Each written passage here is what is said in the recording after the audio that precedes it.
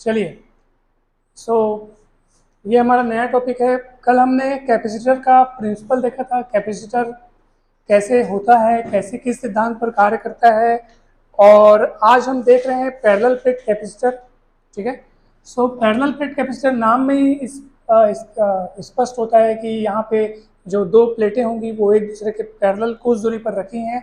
तो आप देख सकते हैं इस डायग्राम में, इसमें दो प्लेटें होती हैं, दोनों को कुछ दूरी पर रखा जाता है, और ये जो प्लेटें हैं वो किसी भी शेप की हो सकती हैं, रेक्टेंगुलर या स्क्वायर शेप या सर्कुलर शेप की हो सकती हैं। और ये प्लेटों का नाम मैं ए भी दे देता हूँ। और दोनों प्लेटों का जो एरिया है, दोनों प्लेटों का वो ए है, ए एरिया की दोनों प्लेटें हैं, और दोनों के बीच की दूरी जो है वो डी है। दोनों के बीच की दूरी डी है। ठीक है, तो प्लेटों का नाम मैं चलो पी क्यू रख देता हूँ। ठीक है, क्योंकि हम दोनों प्लेटों का एरिया ए बोल रहे हैं, कैपिटल ए एरिया की दोनों प्लेटें हैं, दोनों के बीच की दूरी डी है। और अब देखो काम कैसे होगा। काम ऐसे होगा सर कि आप इस प्लेट को, यानी पहली वाली प्लेट को आप चार्ज देंगे। ठीक है, आप चार्ज देंगे क्यू चार्ज। कितना चार्ज? Q charge. ये चार्ज इस प्लेट पर समान रूप से फैल जाएगा, और फिर इलेक्ट्रोस्टैटिक इंडक्शन विद, है ना, स्थिर वैद्युत प्रेरण क्या होता है, जब दूसरी वाली प्लेट को इसके करीब लाते हैं तो दूसरी वाली प्लेट का ये वाला सिरा माइनस हो जाएगा, है ना, और उस पर वाला सिरा क्या हो जाएगा, प्लस। कल भी यही कहानी हम लोग पढ़े थे। तो ये वाला सिरा प्लस, ये वाला सिरा माइनस, मतलब ये चार्ज हमने दिया है, ये चार्ज हमने दिया है यहाँ से। ठीक है, किसी बाहर के सोर्स से ये चार्ज हमने इस प्लेट को दिया, और इस प्लेट पर चार्ज इंड्यूस हुआ, उत्पन्न हुआ, प्रेरित होना, है ना, इससे प्रेरित हुआ, इंड्यूस्ड हुआ। इस किनारे पर माइनस और उस किनारे पर, लेकिन उस किनारे वाला जो प्लस चार्ज है वो अर्थिंग कर देने से, यानी इसको अर्थ से कनेक्ट कर देने के कारण वो सारा का सारा जो प्लस चार्ज है वो अर्थ में समा गया, चला गया। यानी कि अब इस पर केवल इस तरफ माइनस चार्ज बचा हुआ है, इस तरफ। ठीक है, और दोनों प्लेटों के बीच में जो इलेक्ट्रिक लाइन्स ऑफ फोर्सेस है, इलेक्ट्रिक फील्ड लाइन्स है, वो एकदम पैरेलल होंगी। अगर दोनों प्लेटों के बीच की दूरी कम है तो पैरेलल होंगी, और किनारे पे बस थोड़ी मुड़ी हुई होंगी, ये इस तरीके से। क्योंकि हमेशा जहाँ दूरियाँ कम है, ये दूरी कम होती है, तो वहाँ अंदर में जो इलेक्ट्रिक फील्ड है वो सब तरफ एक समान होगा, और एक समान इलेक्ट्रिक फील्ड में जो फील्ड लाइन्स है वो एक दूसरे के पैरेलल होती है, हमने पढ़ा था। ठीक है, तो अंदर में फील्ड एक समान होता है, विद्युत क्षेत्र की तीव्रता दोनों प्लेटों के बीच में एक समान होती है। तो आपको ये इलेक्ट्रिक फील्ड लाइन्स आपको इस तरीके से बनाना है। और अब आगे की कहानी सुनते हैं। देखो, मान लीजिए कि दोनों प्लेटों के बीच में, पूरा प्लेटों के बीच में आपने कोई मीडियम भरा हुआ है, डाइलेक्ट्रिक मीडियम, जिसका डाइलेक्ट्रिक कांस्टेंट के है। डाइलेक्ट्रिक कांस्टेंट क्या है? के है। आपने दोनों प्लेटों के बीच में भरा हुआ है। अब मुझे बताइए, याद कीजिए, जब हम गॉस थ्योरम के एप्लीकेशंस पढ़ रहे थे, गॉस थ्योरम के, तो उसमें हम एक एप्लीकेशन देखे थे कि intensity of electric field due to two plane parallel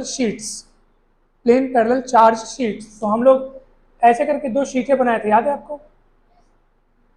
ऐसे शीटें बनाए थे, तीन एरिया था, 1 2 3, इधर इंटेंसिटी का डायरेक्शन इधर, फिर इधर, याद है, कुछ ऐसे बनाए थे। फिर हम लोग तीनों जगहों पर इंटेंसिटी कैलकुलेट किए थे। पूरी इंटेंसिटी कैलकुलेट होने के बाद हम लोग केसेस लिखे थे यहाँ पे। केस फर्स्ट कि दोनों प्लेटों में यदि चार्ज डेंसिटी, इस प्लेट को ए बोले थे, इस प्लेट को बी बोले थे। फिर हम लोग केस लगाए थे कि चार्ज डेंसिटी समान हो लेकिन साइन अपोजिट हो, चार्ज डेंसिटी इक्वल हो लेकिन उनका साइन क्या हो, तो क्या रिजल्ट आएगा? तो रिजल्ट आता था कि उस समय प्लेट ए के लेफ्ट तरफ इंटेंसिटी 0 होगी, प्लेट बी के राइट तरफ इंटेंसिटी 0 होगी, और बीच में इंटेंसिटी होगी। और कितनी होगी? तो उसका आंसर भी अपन लाए थे, सिग्मा अपॉन एप्सिलॉन 0। अगर बीच में एयर है तो, और कुछ मीडियम है तो के भी आ जाता है। याद करो वो दिन, आप हमने पूरा इसको डिटेल में पढ़ा था, केसेस समेत पढ़ा था पूरा। और यही सिचुएशन यहाँ पे तो है, आप खुद सोचो ना, ये दो प्लेटें हैं, चार्ज डेंसिटी अपोजिट साइन वाली है अपोजिट साइन वाली, एक तरफ प्लस है एक तरफ, सब पूरी कहानी वैसी है। तो इसमें जो रिजल्ट आया था उस रिजल्ट को आप यहाँ के लिए भी वैसा ही सोच सकते हो। तो यहाँ पे क्या रिजल्ट था कि दोनों प्लेटों में अगर चार्ज डेंसिटी समान हो लेकिन अपोजिट साइन वाली हो, यानी एक में पॉजिटिव एक में नेगेटिव हो, तो दोनों प्लेटों के सिर्फ बीच में इंटेंसिटी रहती है। ए के लेफ्ट साइड इंटेंसिटी जीरो होती है और बी के राइट साइड इंटेंसिटी जीरो होती है, केवल बीच में रहती है। सेम बात इसी के लिए यहाँ के लिए भी लागू होगी कि ये प्लेट का नाम मैंने पी दिया है, तो प्लेट पी के लेफ्ट तरफ इंटेंसिटी जीरो होगी, प्लेट क्यू के राइट तरफ इंटेंसिटी जीरो होगी, और सिर्फ इंटेंसिटी कहाँ होगी, बीच में होगी। अगर मैंने बीच में के डाइलेक्ट्रिक कांस्टेंट वाला कोई मीडियम भरा हुआ है तो दोनों प्लेटों के बीच में जो इंटेंसिटी का फॉर्मूला होगा वो इंटेंसिटी का फॉर्मूला कितना होगा sir, E is equals to sigma upon K epsilon zero. याद करो, ये डिराइव किए थे अपन, ये फोटो याद आ रहा है आपको, ये डेरिवेशन याद आ रहा है आपको, गॉस थ्योरम का एप्लीकेशन में डिराइव किए थे, याद करो। मैं आपको बोलता था इस तरफ है प्लस लेंगे, सॉरी इधर माइनस, इधर प्लस लेंगे, है ना, positive direction of x axis, negative direction of x axis, ये सब आप याद रखें। आइए, इंटेंसिटी अपन ने निकाल लिया, अब अपने को निकालना है हमारा, मैं आपको क्या बताया था, जब आप डेरिवेशन लिखते समय आगे बढ़ें तो अपने माइंड में कंफ्यूजन न रखें, आपको आपका उद्देश्य पता होना चाहिए। हम करने क्या चाह रहे हैं सर, इस डेरिवेशन में निकालना क्या है। तो आपका एक टारगेट है, आपको निकालना है कैपेसिटी। याद रखना, हम अभी जितने भी कैपेसिटर पढ़ेंगे, हमारा पैरेलल प्लेट कैपेसिटर अभी हमने लिखा है, तो हम किस उद्देश्य इसको लिखने जा रहे हैं, हमारा ऑब्जेक्ट क्या है, यहाँ पे ऑब्जेक्टिव क्या है, उद्देश्य क्या है, तो हम क्या निकालना चाह रहे हैं, capacity. Capacity of this capacitor, capacity of this capacitor, plane parallel plate capacitor की कैपेसिटी कैलकुलेट करना चाह रहे हैं। और मैंने आपको कल बताया था कि अगर आपको कैपेसिटी कैलकुलेट करना है तो आप इसका फॉर्मूला क्या होता है, C equal Q by V। तो आपको C कैलकुलेट करने से पहले V कैलकुलेट करना पड़ेगा, हमेशा हमेशा याद रखो इस बात को। और मैं आपको एक और क्लू जान लो, एक और आप अपने माइंड में एक क्लू रख लो, C कैलकुलेट करने के लिए आपको V कैलकुलेट करना पड़ेगा और V कैलकुलेट करने के लिए आपको E कैलकुलेट करना पड़ेगा। E मैंने पहले कैलकुलेट कर दिया, यानी कि अब मैं E निकाल लिया हूँ ना, अब मैं V में जाऊँगा, यानी कि अब V कैलकुलेट करूँगा, फिर V कैलकुलेट कर दूंगा ना। तो ये अगर आप स्टेप बाय स्टेप अगर आप अपने माइंड में रखोगे तो आपको डेरिवेशन कितना भी बड़ा हो याद रखने में ज़्यादा समय नहीं लगेगा। E मैंने लिख लिया, अब मुझे क्या निकालना है, V। क्यों निकालना है, यहाँ रखूँगा ना, क्यों रखना है, क्योंकि मेरे को C निकालना है। मेरा फाइनल जो लक्ष्य है वो कैपेसिटी निकालने का है। Is it clear? चलिए E निकल गया। नाउ आपको पता होगा कि अब E है तो V कैसे निकालें, ये भी आपको पता होना चाहिए। तो now V is equals to E into D। V is equals to what is V, potential difference between this two plates, है ना। आप लिख देना, if potential difference between plates is V, यानी दोनों प्लेटों के बीच में अगर पोटेंशियल डिफरेंस V हो तो V इज इक्वल्स टू क्या हो जाएगा, E इंटू D। इसको याद रखना। ये ऐसा क्यों आता है आपको पता है, ये कहाँ से है, ये रिलेशन कहाँ से है, ये पता है आपको? मैं आपको बताता हूँ। देखो याद करो, हम लोग देखो, इसलिए हम लोग बार बार बोलते हैं कि आप पिछला वाला रिवाइज करते रहा करो, नहीं तो हमको, क्योंकि पिछले वाले फॉर्मूलों की ज़रूरत आगे पड़ते रहती है। याद करो, हमने कुछ ही दिन पूर्व एक रिलेशन पढ़ा था, relation between intensity of electric field and potential difference, जिसमें हमने प्लस क्यू चार्ज ले करके उसके फील्ड में 2 पॉइंट लिए थे, ये भी याद है आपको, जिसके बीच की दूरी dr मानी थी हमने। फिर हमने E बराबर dV बाई dr कैलकुलेट किया था, याद करो, माइनस साइन के साथ। ये फॉर्मूला आप सबको याद आ रहा होगा, 2-3 दिन, मतलब ये इसी चैप्टर का आपका होमवर्क था, इसी चैप्टर, ये फॉर्मूला याद रखना।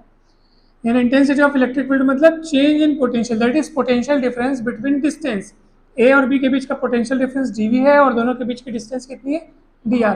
माइनस साइन तो सिर्फ ये शो करता है कि पोटेंशियल इंटेंसिटी की डायरेक्शन उधर है और हमने जो पोटेंशियल डिफरेंस जो है वो दूरी के साथ साथ गिरता जाता है, यानी पोटेंशियल गिरता जाता है। हम लोग बताया था ना, दूरी के साथ पोटेंशियल में जो नेगेटिव चेंजेस जो होती है उसकी रेट को हम लोग बोलते हैं इंटेंसिटी ऑफ इलेक्ट्रिक फील्ड।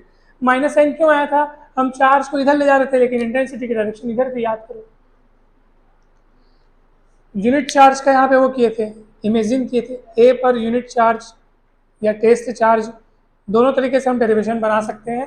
तो हम उसको उसकी कल्पना किए थे, फिर हम उसको इधर सरकाए थे। तो हम लोग बोले थे सर उस यूनिट चार्ज पर फोर्स तो इधर लग रहा है, लेकिन हम सरका तो, इसीलिए माइनस साइन आया था। आप याद करो, याद है आपको? अपोजिट डायरेक्शन के कारण। तो हम यहाँ पे माइनस तो नहीं लिखेंगे। अब सेम यही फॉर्मूला तो लगा ना, यहाँ पे अब अगर डीवी की वैल्यू निकालो तो क्या ईडीआर नहीं आएगा? अगर हम केवल मैग्नीट्यूड को देखें, माइनस साइन को ना देखें, तो इतना ही आएगा ना। तो यही तो है व्हाट इज डीवी। जैसे यहाँ डीवी ए और बी के बीच का पोटेंशियल डिफरेंस था, वैसे ही यहाँ पे वी क्या है? वी जो है वो दोनों प्लेटों के बीच का पोटेंशियल डिफरेंस है, तो डीवी की जगह वी है। वहां पे डी आर क्या था? दोनों पॉइंट के बीच की दूरी था, तो यहाँ पे डी क्या है? दोनों प्लेटों के बीच की दूरी है। फॉर्मूला एकदम एक जैसे देख लो, डीवी की जगह डी दिख रहा है, ई की जगह ईच दिख रहा है, और डी आर की जगह डी दिख रहा है। नहीं सुन रहे? तो याद रखना है आपको, ये इस तरीके से है। एक और मैं आपको मस्त वाली बात बताता हूँ, मेरे को याद आ गई, आप सुन लो, उसको आपके काम आएगा। तो ये क्लियर हुआ? देखो,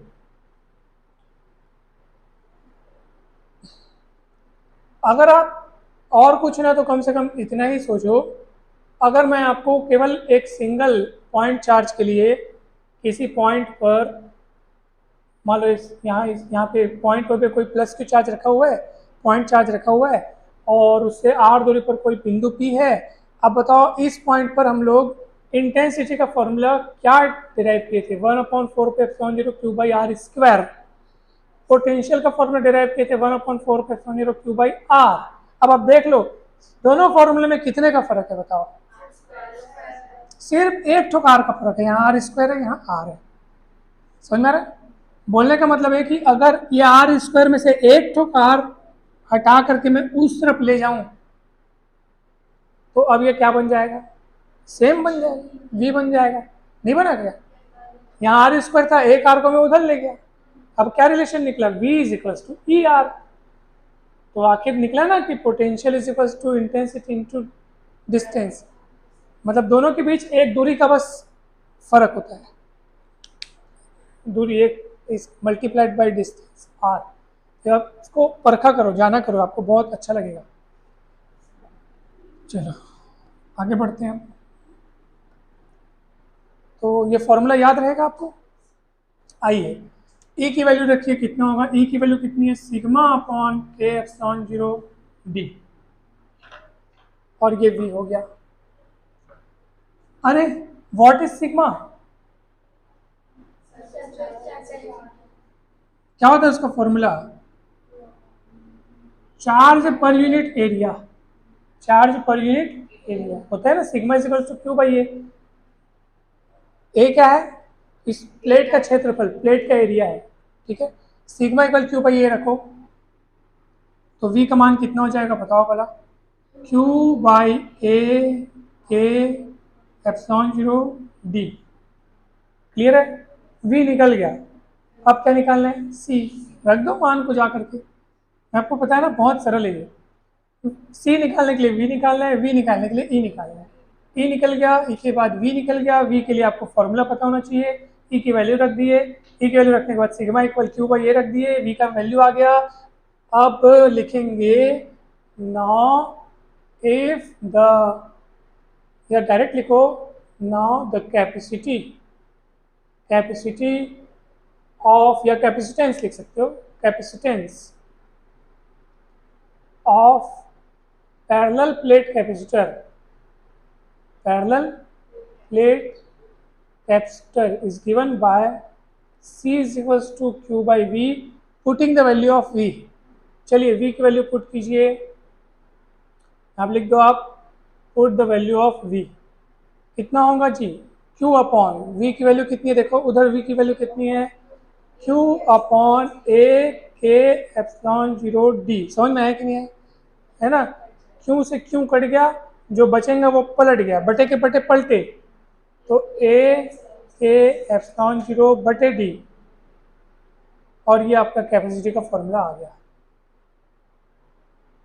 समझ में आया? क्लियर है? और अगर दोनों प्लेटों के बीच वायु हो यानी एयर हो, यानी हमने कोई एक्स्ट्रा अलग से कोई मीडियम नहीं रखा है, तो के की वैल्यू कितनी हो जाएगी? 1 हो जाएगी। आप उसको लिख लेना यहाँ पे, if there is air between both the plates then K equal 1, तब सी की वैल्यू कितनी हो जाएगी? A epsilon 0/T। है ना? डाउट है क्या कहीं पे भी कुछ दिक्कत? कितना सरल है, कितना बढ़िया और कितना इंपॉर्टेंट है, बहुत इंपॉर्टेंट है, क्वेश्चन आता है परीक्षा में। अब मैं आपको एक और बढ़िया वाली बात बता रहा हूँ, इसको आप दे दो इक्वेशन नंबर, अभी तक दिए हैं क्या? नहीं दिए हैं, 1 दे दो। अब सुनो, इक्वेशन 1 से हम इस बात का पता कर सकते हैं कि इस संधारित्र की यानी इस कैपेसिटर की कैपेसिटी को बढ़ाने के लिए क्या क्या उपाय किए जा सकते हैं। तो आप इसके फॉर्मूले में देखो, C इक्वल्स टू क्या क्या दिख रहा है? ए के एप्सिलॉन 0/D। एप्सिलॉन 0 तो ठहरा कांस्टेंट, वो तो कांस्टेंट है। अब बचा कौन? तो बचे 3 जन, जिसमें C is directly proportional to A नजर आ रहा है, C is directly proportional to K नजर आ रहा है, और C is inversely proportional to D नजर आ रहा है। ये 3 चीजें भले मैं आपको यहाँ पे शॉर्ट में लिख के दिखा रहा हूँ, लेकिन आप जब पूरा फॉर्मूला आपका डिराइव हो जावे, आप जब नीचे में लिख देवे, ये भी लिखना है प्लस इसके एयर वाला कंडीशन में के को 1 पूरा कंप्लीट करके जब आप लिखेंगे ना, यही पैरेलल प्लेट कैपेसिटर की कैपेसिटी के लिए फॉर्मूला करके कंप्लीट हो जाएगा। उसके बाद नीचे में आप ये भी लिखना कि पैरेलल प्लेट कैपेसिटर की कैपेसिटी 3 तरीकों से बढ़ाई जा सकती है। कितने तरीकों से? 3 तरीकों से बढ़ाई जा सकती है, यानी कि उनको कैपेसिटी को बढ़ाने के 3 हमारे पास उपाय हैं। पहला, तो 3 कैसे उपाय हैं? इन्हीं को देख के मैंने लिख दिया, यही 3 उपाय है। पहला क्या लिखा है? C is directly proportional to A। उसके बाद इसको डिटेल में लिखना, C is directly proportional to A। इसका मतलब यह है कि पैरेलल प्लेट कैपेसिटर की कैपेसिटी प्लेट्स की जो एरिया है उनके डायरेक्टली प्रोपोर्शनल होती है, यानी कि प्लेटों का आप एरिया बढ़ा करके कैपेसिटी बढ़ा सकते हो, क्योंकि डायरेक्टली प्रोपोर्शनल है। ए एरिया है ना प्लेटों का।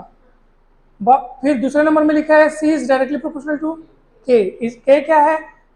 परावैद्युतांक, जो दोनों के बीच माध्यम भरा हुआ है उसका परावैद्युतांक। Dielectric constant of medium between the plates, है ना, उन प्लेटों के बीच में आपने जो मीडियम भरा हुआ है उसका डाइलेक्ट्रिक कांस्टेंट है, वो उसको जितना ज़्यादा वाला रखोगे उतनी कैपेसिटी होगी, यानी कि दोनों प्लेटों के बीच ज़्यादा से ज़्यादा डाइलेक्ट्रिक कांस्टेंट वाला मीडियम रख करके हम उस कैपेसिटर की कैपेसिटी बढ़ा सकते हैं।